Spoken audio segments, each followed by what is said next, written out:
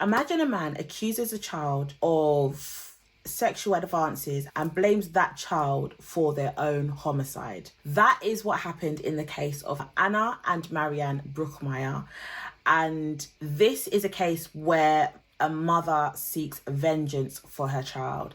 Now, I find this story very, very interesting for a number of reasons, and the academic element will go into a bit more detail as to why I find this particular case interesting. So make sure you stick around for the academic section of this story. But it's going to go into if there is ever an eye for an eye justification. Is there a way that can ever be justified? We'll look into it. Hi guys, welcome back to True Crime and Tea with your host Lily. And in True Crime and Tea we talk about things true crime, where I tell the story and then we look at it through a bit of an academic lens. And today's story, we are going to be talking about Anna and Marianne Bachmeier, who were from Germany. And this case does intrigue some thought in terms of when justice really means justice. Today's drink of choice is just a standard cup of coffee because I needed a coffee.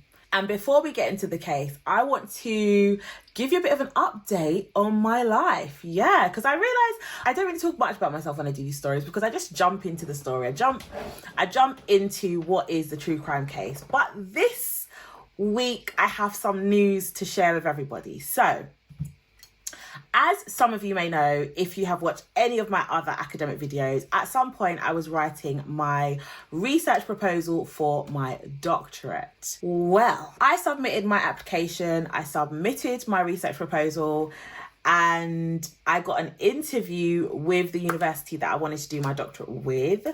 The doctorate is in education, and I am looking at kind of management and leadership in education. That's kind of the element that I want to go down. I want to look into. It was a very interesting interview actually. They asked some very probing questions, but it wasn't like a job interview, if that makes sense. It wasn't like, we literally started off the interview with them saying, don't worry, it's less of an interview, more of like a chat, which it was. It did become a very intellectual academic chat. Was lovely. The two people that interviewed me were really nice. They were the program lead and the former program lead, now program tutor. And we basically finished that conversation with them saying, really, really love your proposal, really, really love your ideas, and we would love to have you on the course. So I was like, yay, but they don't make the final decisions. So it's kind of like, oh, so why are you doing the interview then? But they did the interviews. After the interviews conclude, they basically write to the doctoral college, submitting your interview, like conversation and all of that stuff and all your paperwork saying, yes, we would love to give this person a place on the course. Then that goes to the doctoral college. The doctoral college, who I think are like a panel of members, they then review the application with your references, with all your other application stuff that you've submitted, and the comments of the interviewers. And then based off of that, they make a decision as to whether you get a place on the course. Well, they left your girl hanging onto a thread because we got into the new academic year and I was kind of like, oh, okay, maybe I didn't get a place then. But no, I have got my space. I am officially, hopefully by the time I've released this, have enrolled on my course. So I am going to be doing a doctorate in education. I can't believe it. I'm so happy. I have said, I don't even know how long I've said this for. My aim is to be a professor by 45. So I'm on the road to being a professor by 45. And this is another step on that very, very long road, but it's still a step in the right direction. So I'm extremely excited, a bit scared and a bit nervous because, you know, I just constantly hear from people that are doing their doctorates, their PhDs, their professional doctorates, that people think that because you're educated, because you've got degrees, that you're so smart. And actually, when you go on courses like this, when you go on advanced courses, so I've got a master's, when you do courses like that, it makes you realize how much you don't know. So I feel like I'm going back to being the dumbest in the room. I've never really been the dumbest in the room, but you know what I mean? Like, you feel like I'm ready for those intellectual conversations where I'm really, really questioned. There was a part of the interview where that actually happened. They asked me a question and I had to stop and pause because the question didn't have a right now answer. And because I am the way I am, I like to think over things. That is actually one thing that the program tutor said. He said, I'm glad you stopped and you paused before answering that question, because it was a question that I was kind of like, I don't actually think there's a right answer to this question. I feel like if I answer it, it's going to be wrong, but if I don't answer it, it's still going to be wrong. And then while I'm trying to mull over the actual answer of the question, I think I responded with, that is a really good, deep question that I don't know if I know the answer to. So yeah, it was good. So I'm looking forward to getting back into that space again. And there will probably be lots more academic content coming out based on things that I will learn, based on my experiences, based on the new interactions I'm going to be having. Might take you on a couple vlogs. Never really been the vlogging type, but I might take you on a couple vlogs. I'll more than likely post those though on my Instagram or my TikTok. So maybe some shorts over here. I don't know. We'll see how it goes. I'm really looking forward to the journey. I am a bit worried because the length of the course, I'm due to actually finish when my daughter is doing her final high school exams. So that's going to be fun. So I'm hoping to finish a little bit earlier so that I don't have to take a break to focus on her. Because I would want to focus on her. I'd want to take a break just so that I can give her the grace that she needs, give her the support that she needs to get through those exams, and then go back to like finishing my thesis and doing my Viva. But that is in the distance somewhere because it is a part-time course. So your academic mama is going back into education. So watch this space. Watch this space. I'm so nervous. Oh gosh. But yeah, that being said, let's get into today's video. Marianne Bachmeier was someone who was raised with somewhat of a tumultuous upbringing. Her father, he was very strict.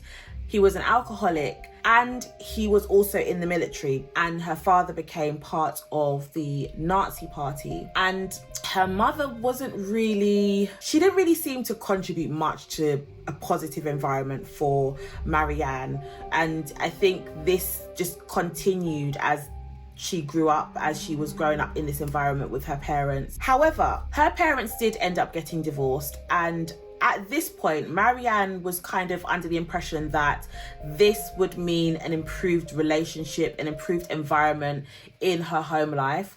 And she thought that even when her mum remarried, she didn't think that it was going to be as bad as her home life was when her father was in the home. However, that wasn't the case. Marianne, who was known to be somewhat of a free spirit, she didn't really fit into your conventional stereotypical norms. She didn't fit into that perfect picture. And because she didn't fit into that perfect picture, she was constantly in opposition to her stepfather. You would think that because he's her stepfather, but he's not her biological father. Some relationships, the mum takes more of a lead when there is a step parent in the household, depending on the age of the children when they became partners and when they got married. However, with all the rules that Marianne's stepfather imposed on the household, this caused Marianne's stepfather to beat her, to humiliate her, to demean her. And instead of her mum stepping in and kind of coming to the rescue, so to speak, for her child, or to try and comfort her child after those instances, her mother ended up not coming to her defense, but ended up blaming her for the household, the situation of the house. She kind of held Marianne responsible for the unrest in the home. You are the child that doesn't follow the rules. You are the child that is too free-spirited to be in this house. You do not fit into the conservative household that we are trying to implement. You are the problem. And because of this, Marianne's relationship with her mother just continued to get worse. And she inevitably never really had a good relationship with her mother. And what this meant was, as time went on and her mum just pushed her further and further away, Marianne kind of became a bit troublesome. She went off, she had, had boyfriends outside of the kind of conservative environment that her parents wanted her to be in. And she ended up getting pregnant at 16 years old. And at this point, her and her boyfriend knew that they were in no position to be able to raise a child. So inevitably, when she gave birth to her, I think this was her son, she put this child up for adoption. And then at 18, again, Marianne got pregnant with her second child with her then boyfriend. And it didn't say whether it was her boyfriend that she had the baby with at 16. It just said her then boyfriend. Marianne got pregnant again at 18. And this time she was actually going to keep the baby. She didn't plan on giving this baby up for adoption, even though she still wasn't really in a position to be a mother, to raise a child. She felt that at that point she wanted to bring up this child. Sadly, there was an incident at a nightclub which meant that Marianne ended up getting assaulted by someone in this incident. And because this event was so traumatic for Marianne, it led her to decide that she had to then give this baby up for adoption as well. And the assault happened while she was pregnant. So I think that linked with the fact that she was pregnant, linked with the incident that happened, the assault that happens, all the trauma that comes with that, and not being able to kind of heal through the pain, that led her to then put this child up for adoption. I think this was a girl. She had one boy and one girl. So 16 and 17, she had a boy, she had a girl. Both of them, she's now put them up for adoption. Marianne then leaves school. And when she left school, she seems to try and get her life kind of on a bit more of a settled playing field. And she goes and works as a waitress. And while she's waitressing at a restaurant, she ends up having an on-again, off-again relationship with the restaurant owner. Marianne being Marianne, I don't know if contraception wasn't a thing. I don't know if she was protecting herself, but she gets pregnant again with the restaurant owner. I think his name was Christian. And this time, Marianne wants to keep the baby.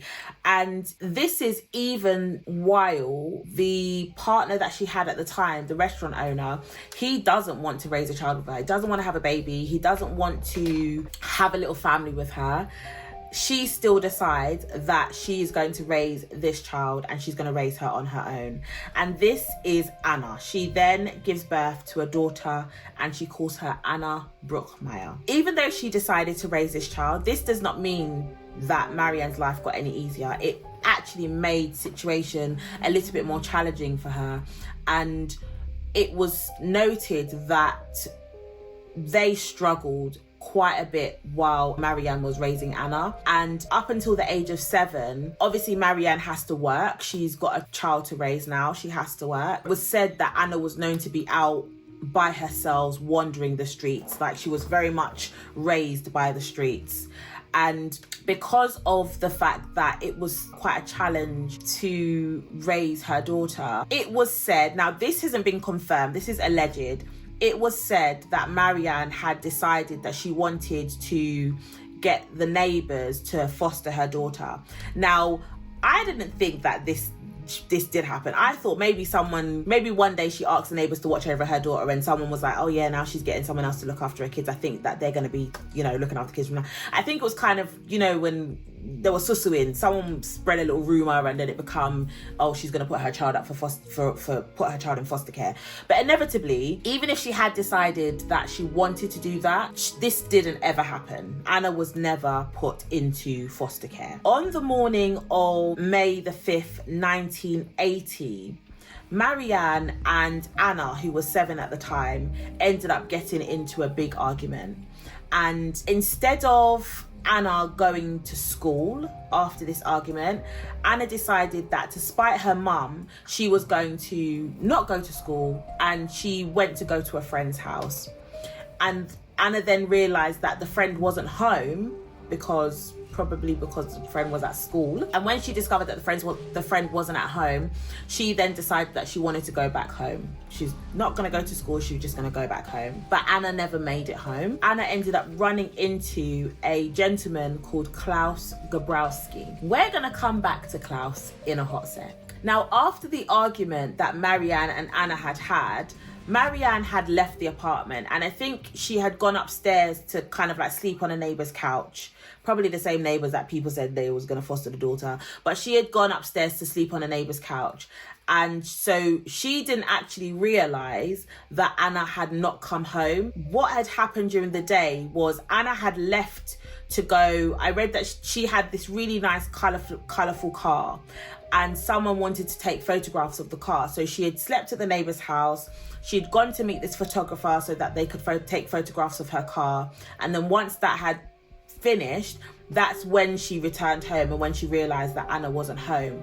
And on this realisation, she then went to the police station, and she reported her daughter Anna missing. The next day, so on May the 6th, a woman runs into the police station frantically, just bawling her eyes out. She was distraught. She runs into the police station and she tells a police officer that her fiance has just confessed to her that he had killed a young girl the day before. And he had confessed to killing a young girl who had regularly come over to play with the cat that they had. They had a little cat, and the little girl liked to come by their house and she liked to play with the cat.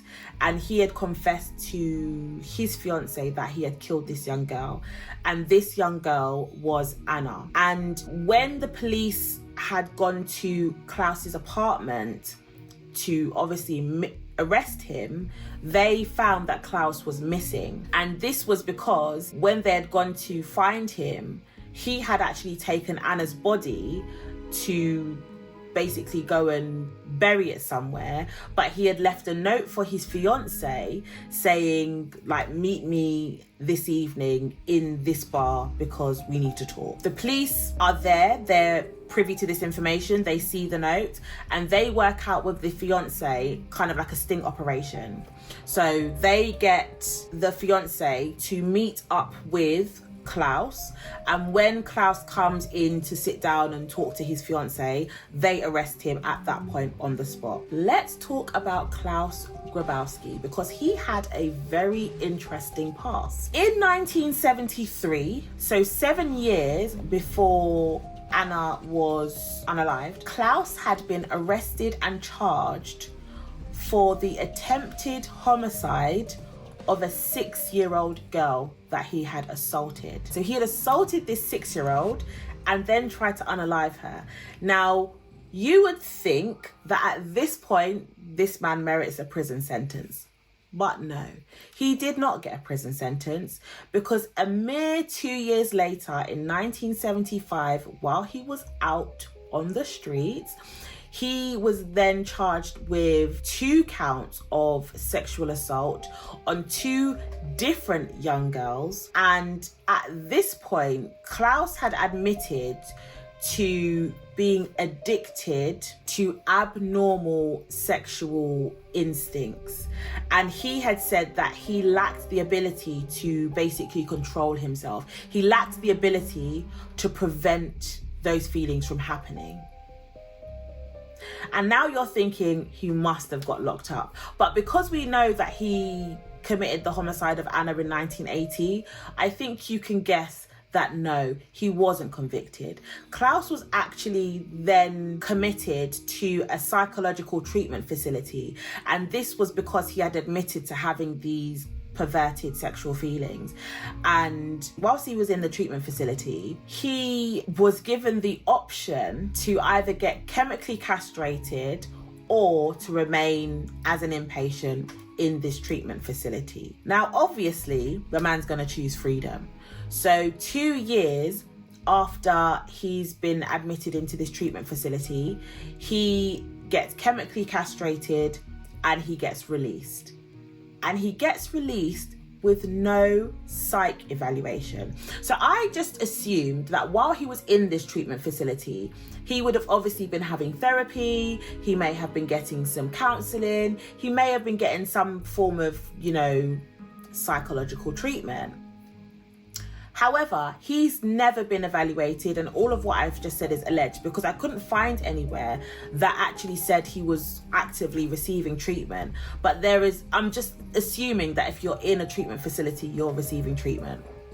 But when he was given the option to essentially get his freedom, he chose to undergo the chemical castration and to get released without being psychologically evaluated. A few years after, bearing in mind our timeline is 1975 to 1980, 5 years, okay? So a little while after he's released, he then approaches a medical professional and requests that he has his chemical castration reversed and that he's given testosterone. And his reasoning for doing this is because he wants to start a family with his fiancée. Now, a little bit of research into this man, maybe a review of his medical records. I don't know if they were sealed. Maybe they were sealed as to why they didn't do this, but a review of his medical records would have seen that he's chemically castrated for a reason, right? So surely someone due diligence would have maybe looked into why he was chemically castrated, and then they would have come across the fact that he's assaulted 3 young children, but they didn't. 2 years after he had gotten his chemical castration, he had it reversed and he was put on testosterone. I think that's crazy. I think that the fact that that this person is chemically castrated, there must be a reason for that. Because they may have found out that he was chemically castrated because of his crimes. Surely this man should not be raising a family. Surely he should not be given the ability to raise a family. It was found that at the time of Anna's homicide, his testosterone levels had returned to the levels that they would have been at before his chemical castration. So when he was originally having those thoughts, those feelings, and he acted on those thoughts and feelings, his testosterone levels had returned to those levels by the time this incident had happened with Anna. It begs the question as to whether someone who has been chemically castrated should ever be allowed to get that reversed. And I know that they do this treatment for some certain types of criminals in prisons in America, in US, and they then get released to the public. But knowing that they can have it reversed, should that be allowed? Should they be, first of all, should they be released into the public? And second of all, should they be allowed to get chemical castration reversed? Please let me know in the comments, because I think there's a whole different conversation we can have about that. And because I'm a mother, I'm failing to see it objectively. I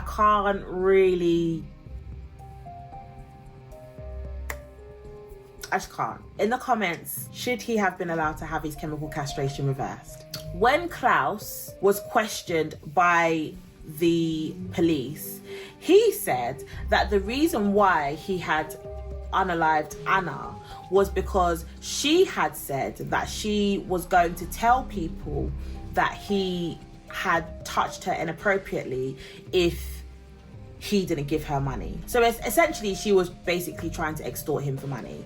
That's what he said. And that was the reason why he had unalived her. And he said that because she had said that, he'd got his fiancée stocking and had used that as the method of which to take her life. Now, blaming a 7-year-old for your heinous acts is crazy. And I don't know why he thinks anyone would believe him. but that's what he said. It was said that when Marianne heard his reasoning, she was in so much shock that she didn't actually react. And also at the time, she was organising Anna's funeral. So it's almost like she was unable to process the information that she was given. And then she had to wait months until the actual trial. So it's like she heard it, but she didn't really hear what the police had said, what his reasoning was. At the start of the trial, unfortunately, Marianne would basically have to hear testimonies and descriptions of how much of a bad mother she was, because all that came across in these testimonies were that things like Anna was known to just basically live on the streets. Her mum didn't really take care of her because she was always at work, and her mother worked late, so Anna was basically raising herself. The way that these testimonies came across and these descriptions of their life came across, it made it seem like Marianne just didn't care about Anna, and that was so far from the truth. But because she had to sit and listen to that, I think that first day of testimony, that first day of trial was just so much for her to bear.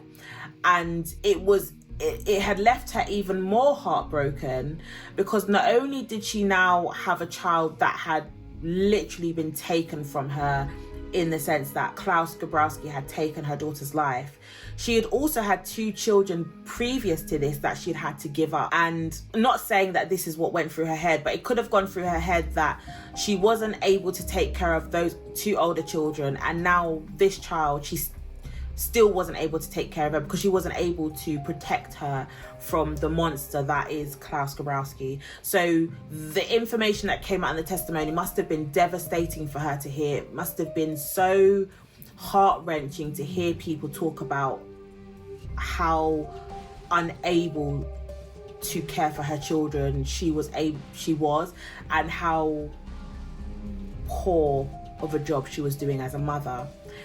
And then allegedly on the second day of trial, it was said that Marianne overheard Klaus and his lawyer talking about the fact that Klaus was going to take the stand. He was going to give testimony the next day, so on the third day of trial. Now, the way it was written in articles was that she misheard that conversation, and I think the lawyers come out and he said that that's not what they was discussing. She didn't hear correctly. That wasn't the case. Regardless of that, whether he was going to make a statement or not, the next day in a half-empty courtroom, Marianne had managed to conceal a small item in her purse, in her bag. She walked in the courtroom doors, she walked to the back of Klaus Gabrowski, and she unloaded her weapon 8 times in the back of his head. And then she herself got arrested on the spot. This case then takes a bit of a wild turn. I mean, her unaliving him in the courtroom was the wild turn. But then because she had done this, now she has become the defendant, because now she is being charged with murder. A fact about this case is that the public were in support of what Marianne had done. There were so many people that actually felt that what she had done was justified. And we know this because they had opened a fund for Marianne, and they had raised so much money in this fund that Marianne did not have to pay not 1 cent, 1 penny of legal fees. Almost like the GoFundMe that they had opened covered everything, because essentially she had gotten rid of this monster. Assault on a first child and attempted homicide, wasn't convicted.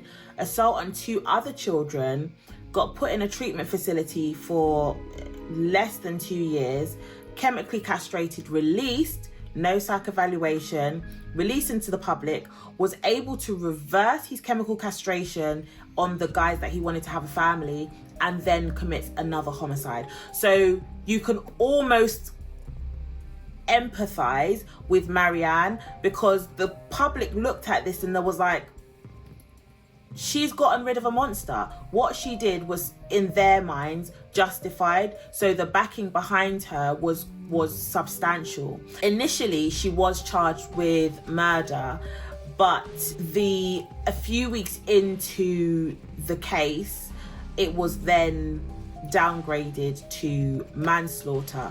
And this was one of the most infamous cases of vigilantism in Germany. While I was doing this research, there are a lot of vigilante cases, and if you want me to do like a whole batch of them, I will. Just let me know in the comments and we can go through those vigilante cases, because I found so many whilst doing the research for this case.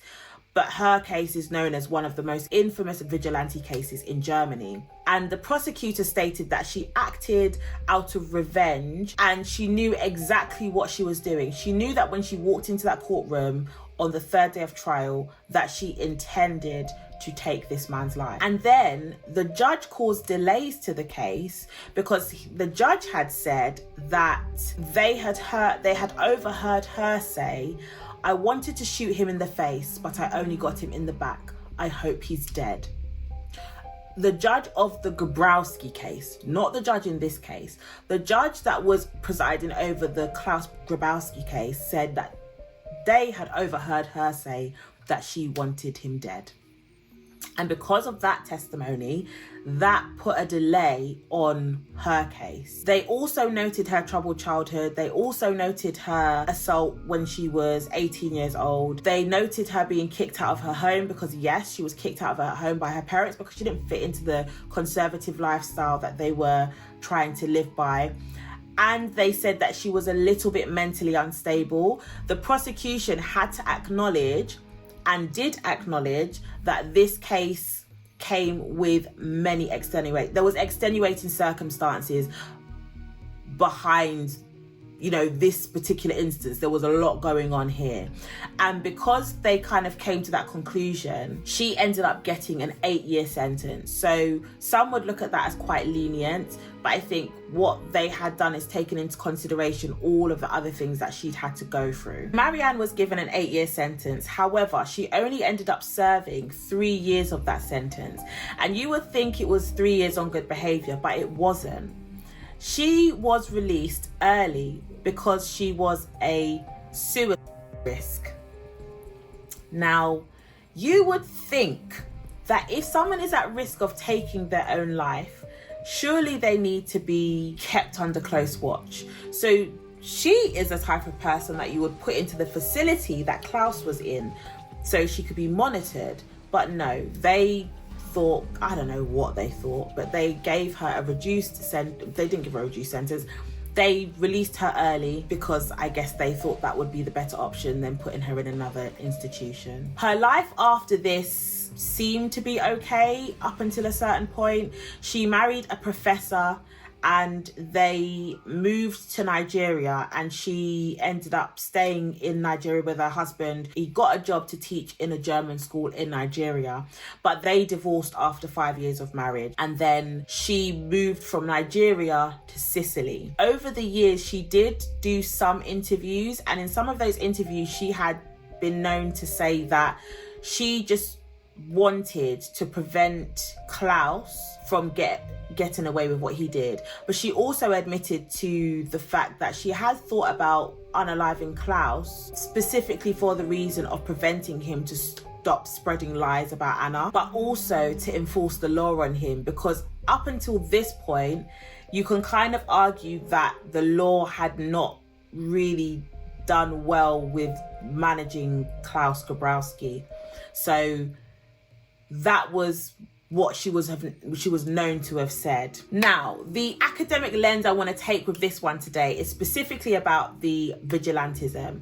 Vigilantism is when law enforcement is undertaken without legal authority by a self-appointed group of people or one person. It comes from the Latin word awake or observant. Vigilantes have been known in the older times to have been on the lookout for burglars, alcoholics, or people who have posed threats to families.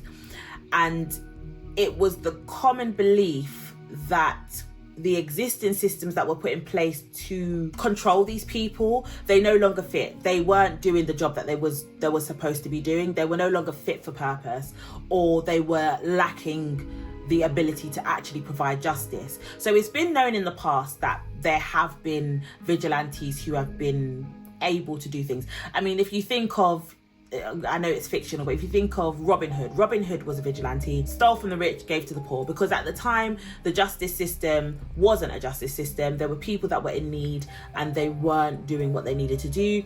Or you've got a more recent example, Batman is vigilante. If you know me, you know I like comics, I like a lot of references to Batman, the Joker and things like that. Batman was a vigilante. He took justice into his own hands.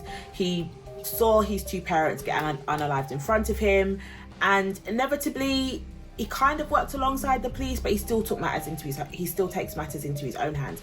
So we've seen evidence of vigilantism in fiction, and we've also seen evidence of vigilantism in today's world. And like I said, there's a long list. So if you want me to go through that list, I will make a few videos on vigilantes and some of the crimes or not crimes that they've committed.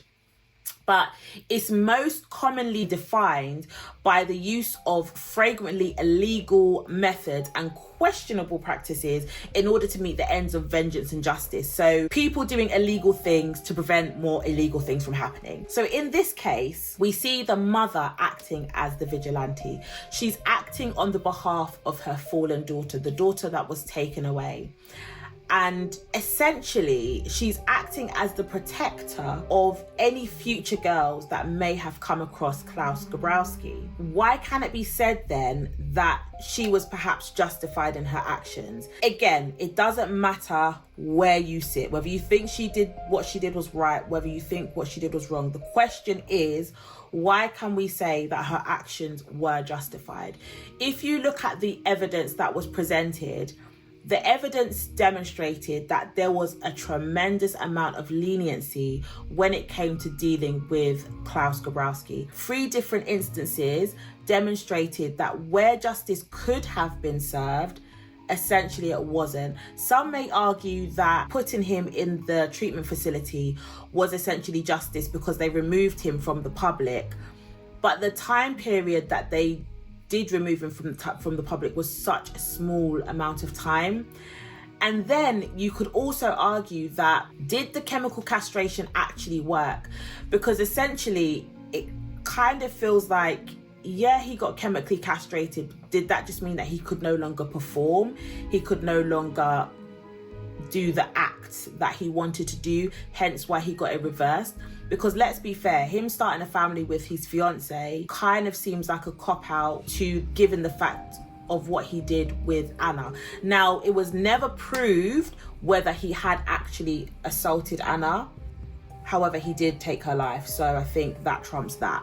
But given the past crimes that he had committed, you can see a lot of leniency, and you can see how the argument is that there wasn't really justice served. And there was always a possibility that he may have gotten away with the crime that he committed when it came to Anna, because the way they portrayed her, the way they portrayed Marianne, and the way they portrayed her upbringing, so them collectively, there is room for the argument that were they using those testimonies to prove that Anna was going to extort him, therefore he acted rashly, and that's what the sociopath does. They act on impulse. So he acted on impulse in order to protect himself. So were they going to agree at the end of his trial that actually his actions were not cruel and sadistic, they were more for self-preservation? When it comes to Marianne's actions, you can kind of see where the justification comes, because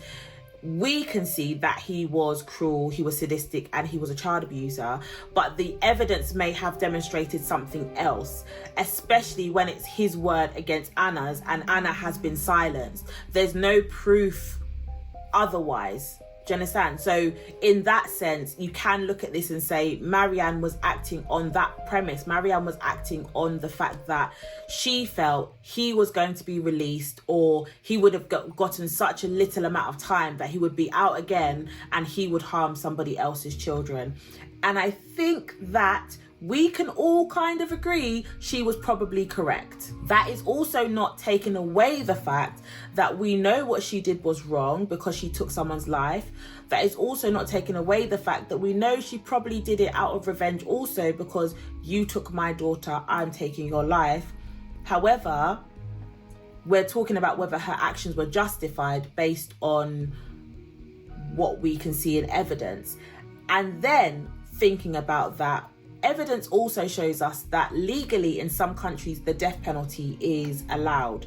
Now, the death penalty under law is the taking of someone's life because they have committed a crime, right? Stay with me. Let me marinate. So in this case, we can say that essentially what Marianne did was give him a death sentence because he took someone else's life. It's justified when it's under law. Why is it not justified when it's a mother seeking vengeance for the life of her child? Why is it not an eye for an eye? Why are the executioners in whatever death row facilities that are out there, why are they allowed to take someone's life, but a mother cannot do the same as a repayment for the child's life that was taken?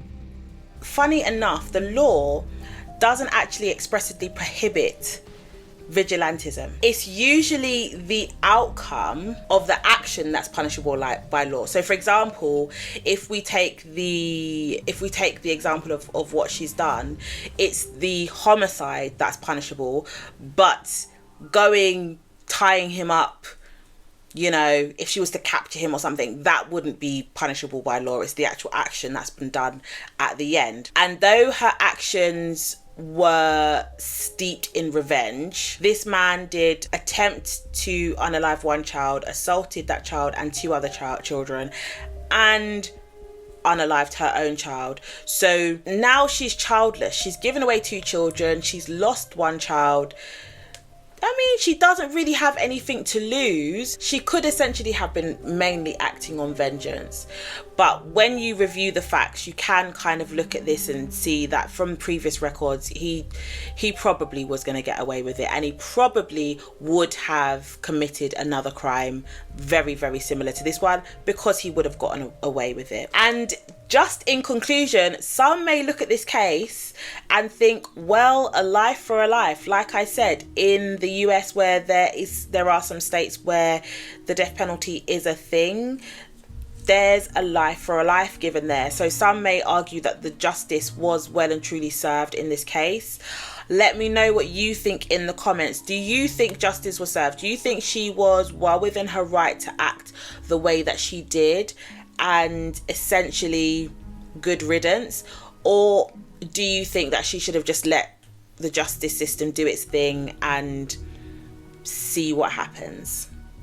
Let me know in the comments. As usual, guys, thank you so much for sitting with me today. Let me waffle on a bit about my new journey when it comes to my doctorate. And guys, let me know what videos you would like me to do. What one would you like to see coming up?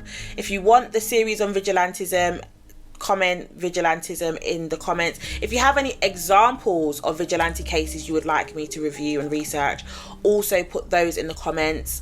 I know I've missed one or two Wednesdays here and there, and I went for a bout of, like, I was going away. I was traveling quite a lot in the summer, so yeah, I was focusing more on my children and enjoying their school holidays and enjoying my anniversary. But I'm back to work now, back to my 9 to 5 and back to my 5 to 9, which is essentially YouTube. So yeah, I'm back. There will be a video every Wednesday. And I will see you next week. Bye.